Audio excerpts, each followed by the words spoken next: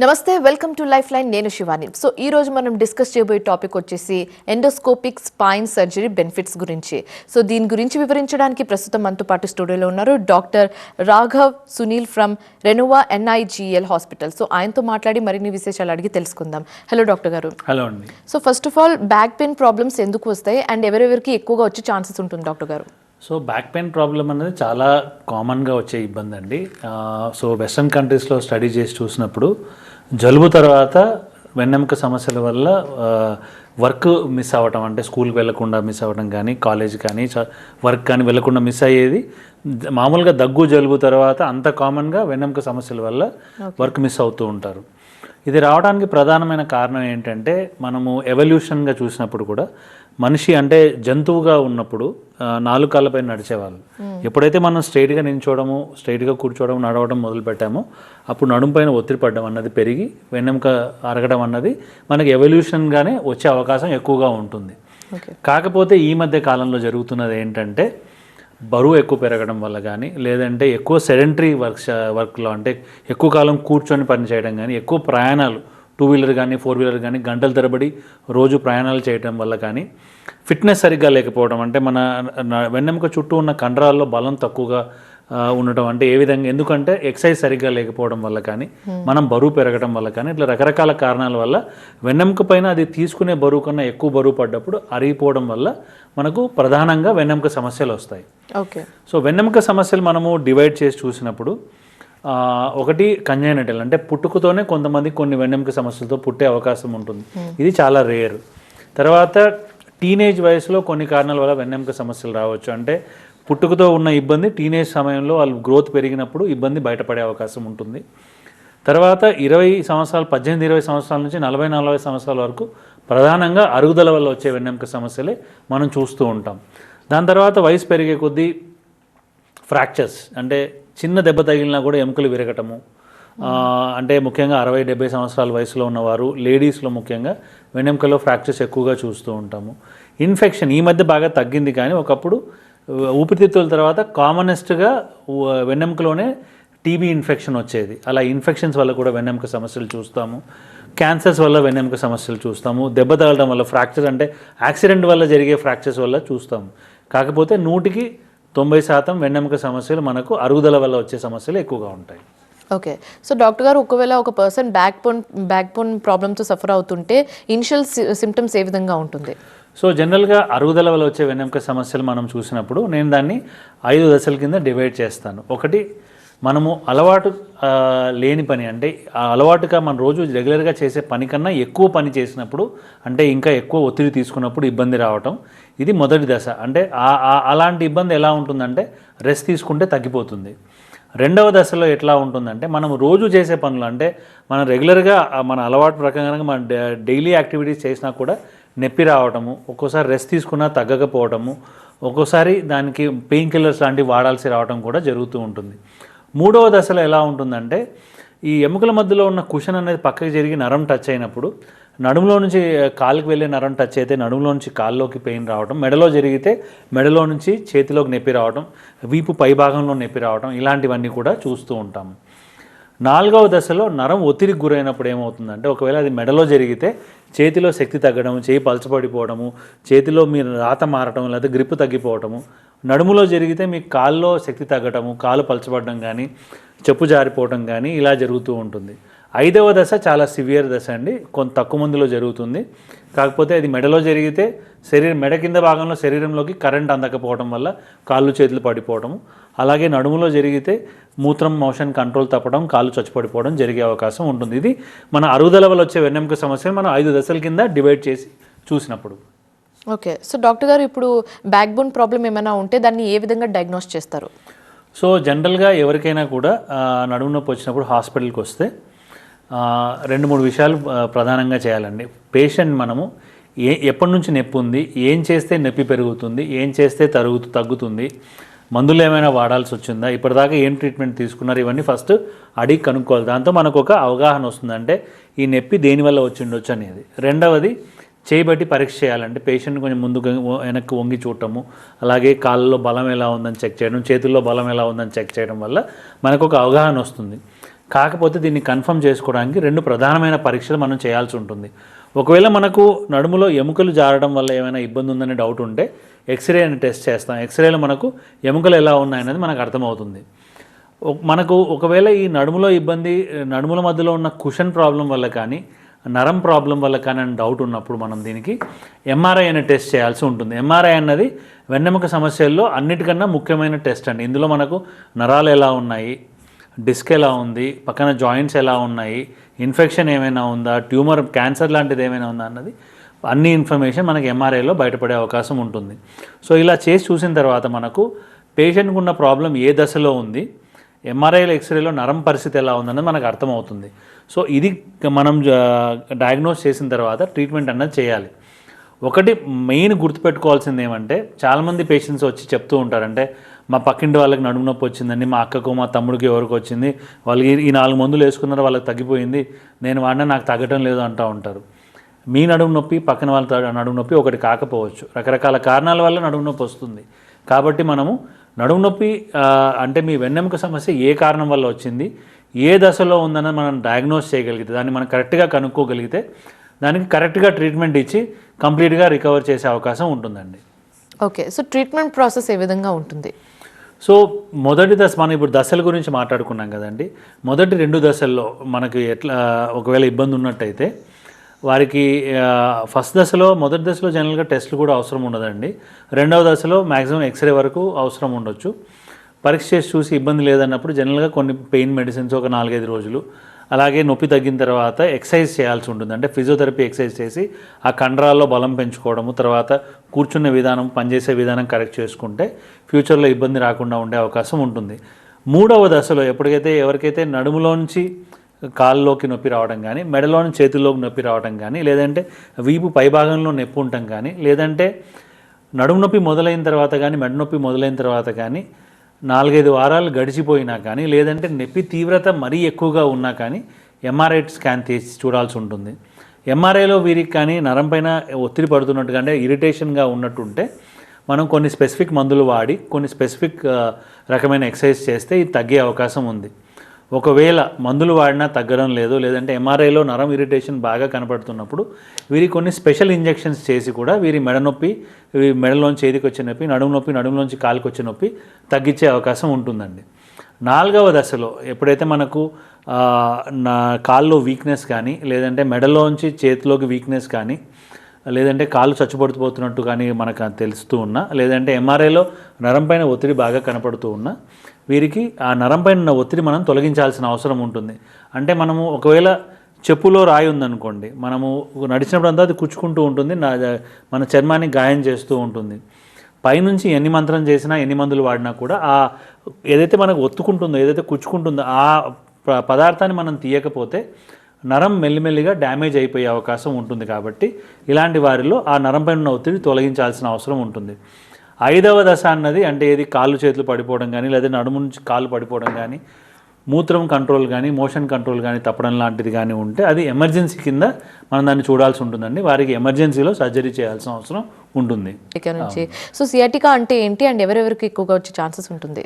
So sciatica అంటే basically sciatic నరం అంటే ఏంటంటే నడుములో నుంచి వచ్చే నరాలు 4-5 నరాలు కలిసి ఒక పెద్ద నరంగా ఏర్పడి నడుములో నుంచి కాలికి current supply ఇస్తాయండి.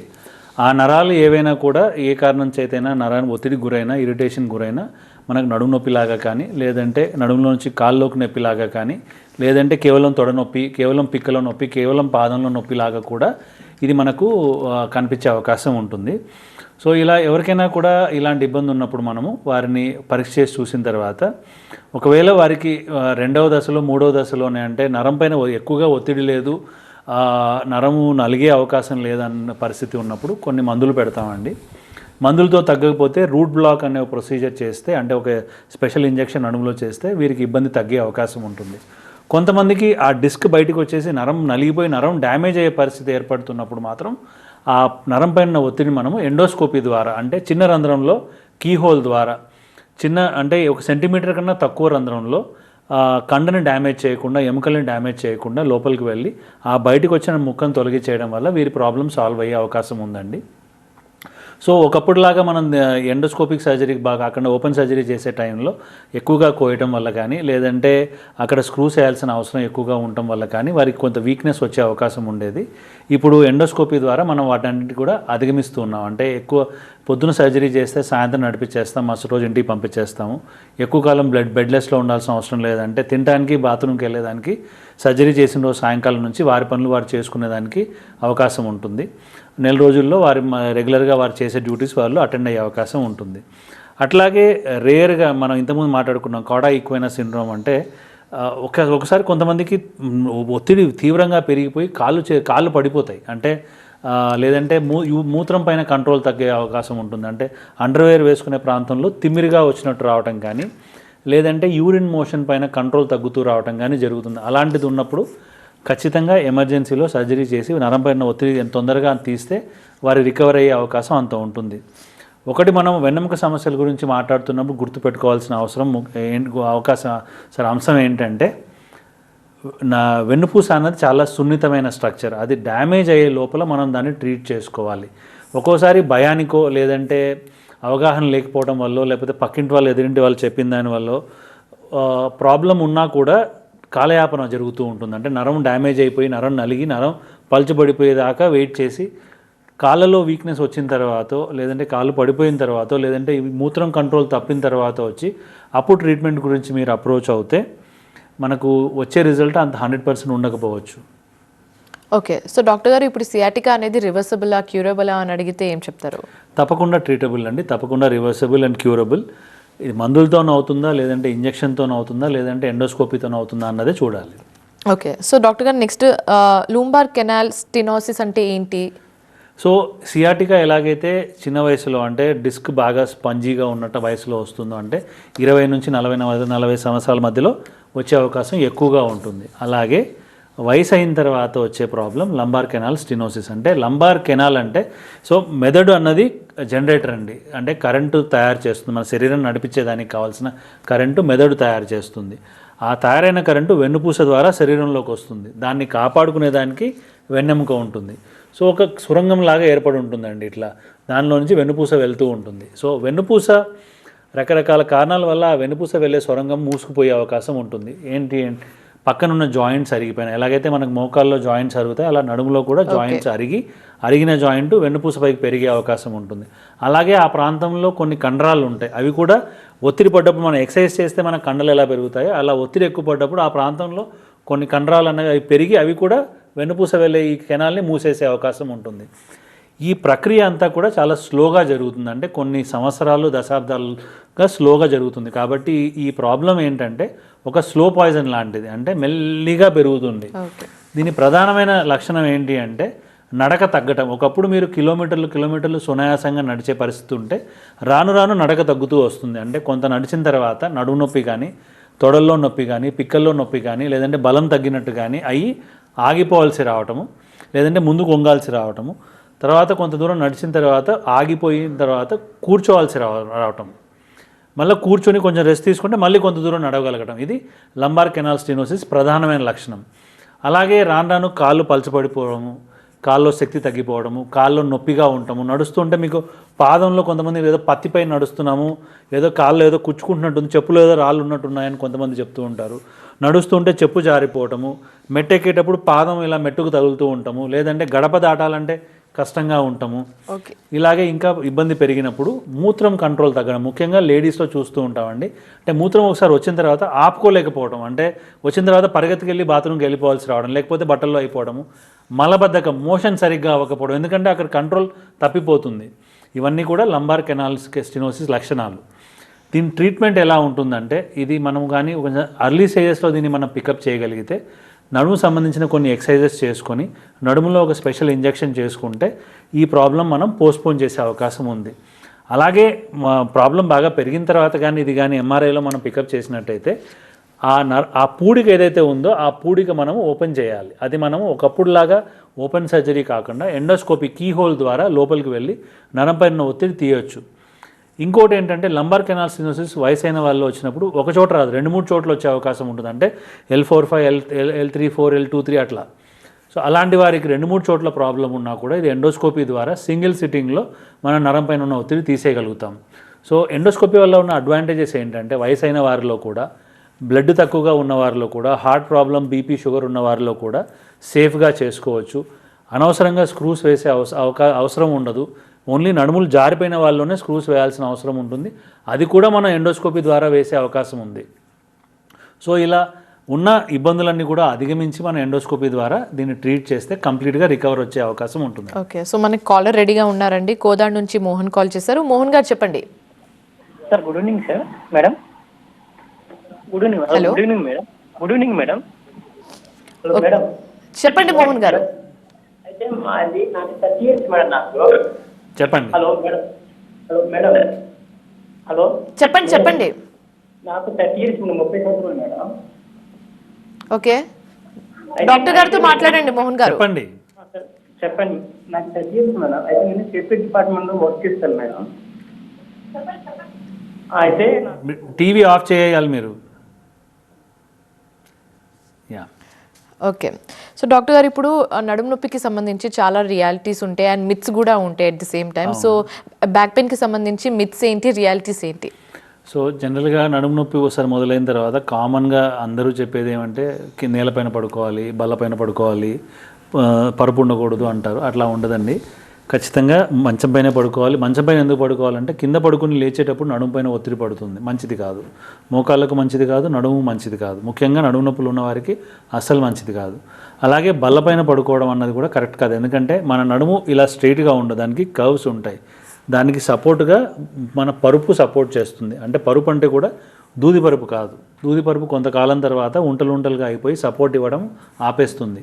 Coir foam combination ఉన్న పరుపు ఏదైనా కూడా 6 inches అండ్ అబవ్ ఉన్నది బెటర్ అవుతుంది. అట్లాగే వెన్నెముక సమస్య ఒకసారి వచ్చిన తర్వాత అసలు తగ్గదు, జీవితకాలం దీంతో బాధపడుతూ ఉండాలని కొంతమంది అంటూ ఉంటారు. అలా ఏది లేదండి. కరెక్ట్గా ఈ ప్రాబ్లం ఎందుకు వచ్చింది అని మనం గుర్తించి, అది ఏ దశలో ఉందని గుర్తించి దాన్ని మనం కరెక్ట్ ట్రీట్మెంట్ తీసుకుంటే ఈ ప్రాబ్లం కంప్లీట్గా సాల్వ్ అయ్యే అవకాశం ఉంటుంది. అలాగే మనము పేషెంట్ కూడా బాధ్యత తీసుకోవాలి. ఎందుకు బాధ్యత తీసుకోవాలంటే మీ శరీరం, మీ బరువు మీరు కంట్రోల్లో ఉంచుకోవాలి. నడుము సంబంధించిన ఎక్సర్సైజెస్ ఏం చేయాలని నేను చెప్పగలుగుతాను, కానీ నేను చేస్తే ఎక్సర్సైజ్ మీ నడుములో బలం రాదు, మీ వెన్నెముకకు బలం రాదు. సో ఇప్పుడు ఎలాగైతే షుగర్ ఉన్న పేషెంట్ కొన్ని జాగ్రత్తలు తీసుకోవాలో, అంటే ఫుడ్ విషయంగా కానీ ఎక్సర్సైజ్ విషయంగా కానీ, అలాగే వెన్నెముక సమస్యలు తీవ్రంగా ఉన్నవారు కూడా కొన్ని చిన్న జాగ్రత్తలు తీసుకోవాలి. పేషెంట్ బట్టి ఆ జాగ్రత్తలు చెప్పే బాధ్యత మాది, కానీ ఫాలో మీరు చేస్తే మీకు ఎటువంటి ఇబ్బంది ఉండనవసరం లేదు. ఇంకోటి చాలా నష్టం చేస్తున్న ఒక అపోహ ఏంటంటే వెన్నెముక సంబంధించిన సర్జరీ అంటేనే చాలామంది హడలిపోతారు. వారికి ఒకప్పుడు ఉన్న టెక్నాలజీ ఓపెన్ సర్జరీ చేసి పూర్తిగా కోసి కండంతా పక్కకు లాగి మనం ఓపెన్ సర్జరీ చేసినప్పుడు ఖచ్చితంగా నడుములో కొంత వీక్నెస్ వచ్చే అవకాశం ఉండేది. దాన్ని అధిగమించేదానికే ఎండోస్కోపిక్ స్పైన్ సర్జరీ వచ్చింది. సో ఎండోస్కోపిక్ స్పైన్ సర్జరీలో మనం వెన్నెముకలో ఎటువంటి డ్యామేజ్ చేయకుండా కేవలం బయటకు వచ్చిన ముక్కను లేకపోతే ఒత్తిడి ఉన్న దాన్ని మాత్రమే తీసేసి న్యాచురల్గా మనకు దేవుడిచ్చిన బలాన్ని డిస్టర్బ్ చేయకుండా మనం చేస్తాం కాబట్టి రికవరీ కంప్లీట్గా ఉంటుంది.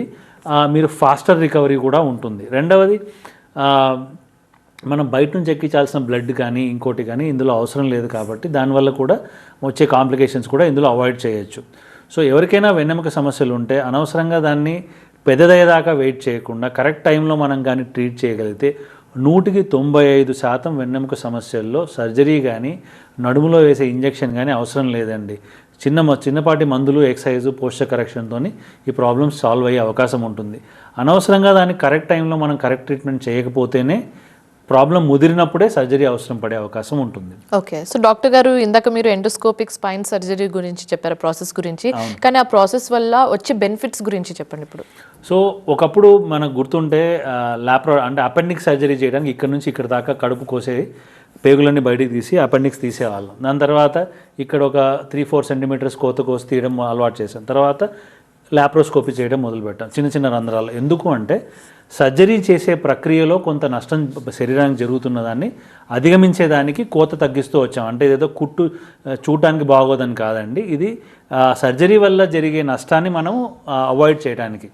అలాగే వెన్నెముకలో కూడా ఓపెన్ సర్జరీలో ఏం జరుగుతుందంటే మనం వెళ్ళాల్సిన చోటుకి వెళ్ళేదానికి దారిలో ఎముక కండ అడ్డం ఉన్నప్పుడు దాన్ని తొలగించే ప్రక్రియలో వెన్నెముకలో కొంత వీక్నెస్ వచ్చే అవకాశం ఉండేది.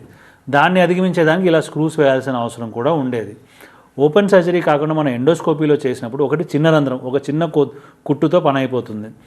కండని కట్ చేయకుండా, ఎముకని కట్ చేయకుండా, తీయకుండా ఉన్న రంధ్రాల్లో నుంచి మనకున్న అడ్వాన్స్ పరికరాలను లోపలికి పంపించి ఆ ఉన్న ప్రాబ్లం మనం కంప్లీట్గా సాల్వ్ చేస్తున్నాం. రెండవది, కొంతమంది ఏమనుకుంటారంటే చిన్న కోతలో చేస్తే లోపల ఉన్నది కరెక్ట్గా కనపడదేమో అనుకుంటారు. అలా కాదండి. మన లోపల 4K కెమెరా పెట్టి హై డెఫినేషన్ టీవీలో, ఒక 56 ఇంచెస్ టీవీలో దాన్ని జూమ్ చేసి చూస్తాం. అంటే మనకు వెంట్రుక వాసి ప్రాబ్లం ఉన్నా కూడా ఇందులో ఇంత పెద్దగా కనపడుతుంది. కాబట్టి సేఫ్గా చేయొచ్చు, ఇంకా అడ్వాన్స్గా చేయొచ్చు. కాబట్టి ఉండే సైడ్ ఎఫెక్ట్స్ కానీ కాంప్లికేషన్స్ కానీ ఇందులో ఓపెన్ సర్జరీలో ఉండే కాంప్లికేషన్స్ ఎండోస్కోపిక్ సర్జరీలో ఉండవు. ట్రీట్మెంటు ఇంకా దానికన్నా బెటర్గా జరుగుతుంది. రెండవది, పేషెంట్ త్వరగా లేచి నడుస్తారు. అంటే ఒకప్పుడు ఓపెన్ సర్జరీ చేస్తే వారాల తరబడి హాస్పిటల్లో ఉండి, ఒకసారి నెలల తరబడి బెడ్ రెస్ట్లో ఉండాల్సిన అవసరం ఉండేది. ఇప్పుడు పొద్దున సర్జరీ చేస్తే సాయంత్రం నడిపించేస్తాం, మరుసటి రోజు ఇంటికి పంపించేస్తాం. ఈవెన్ 2-3 లెవెల్ సర్జరీ ఉన్న వారికి కూడా అదే ప్రోటోకాల్ ఫాలో అవుతాం. కాబట్టి ఒకటి, హాస్పిటల్లో ఉండాల్సిన అవసరం తగ్గుతుంది. హాస్పిటల్లో ఉన్నప్పుడు వచ్చే ఇబ్బందులు, అంటే పక్కనాల నుంచి వచ్చే ఇన్ఫెక్షన్స్, ఇట్లాంటివన్నీ కూడా అన్ని రిస్కులు తగ్గుతూ వస్తాయి. కాబట్టి ఇది latest surgery with least complications and side effects అండి, endoscopic spine surgery. Okay, so doctor గారు, endoscopic spine surgery post treatment తర్వాత ఎలాంటి జాగ్రత్తలు తీసుకోవాలి పేషెంట్? సో పేషెంట్, నేను ఇంతకుముందు చెప్పినట్టు తినడానికి, బాత్రూమ్కి వెళ్ళేదానికి ఆ రోజు సాయంకాలం నుంచే వారి పనులు వారు చేసుకోవచ్చు. ఇంటికి వెళ్ళిన తర్వాత మీకు ఇబ్బంది లేకపోయినా కూడా ఒక 3 వారాలు కానీ మీకు ఉన్న ఇబ్బందిని బట్టి మీ సర్జరీని బట్టి అది 3 వారాల, నెల రోజుల అన్నది మేము చెప్తాము. రిలాక్స్గా ఉండాలి. అంటే మీ పనులు మీరు చేసుకోవచ్చు, టీ కాఫీ పెట్టుకోవచ్చు, కానీ ఇంట్లో అందరి పనులు చేస్తామని, లేకపోతే ఫీల్డ్లోకి వెళ్ళి తిరుగుతామని చేయకుండా నెల రోజుల్లో మీరు మీ పనులు మీరు చేసుకోవచ్చు. ఓకే, సో డాక్టర్ గారు, ఎండోస్కోపిక్ స్పైన్ సర్జరీ గురించి అండ్ అలాగే బ్యాక్ పెయిన్ గురించి చెప్పినందుకు thank you so much. Thank you so much. So ఇది ఇవాల్టి లైఫ్ లైన్. మరో అంశంతో మళ్ళీ కలుద్దాం. చూస్తూనే ఉండండి TV9.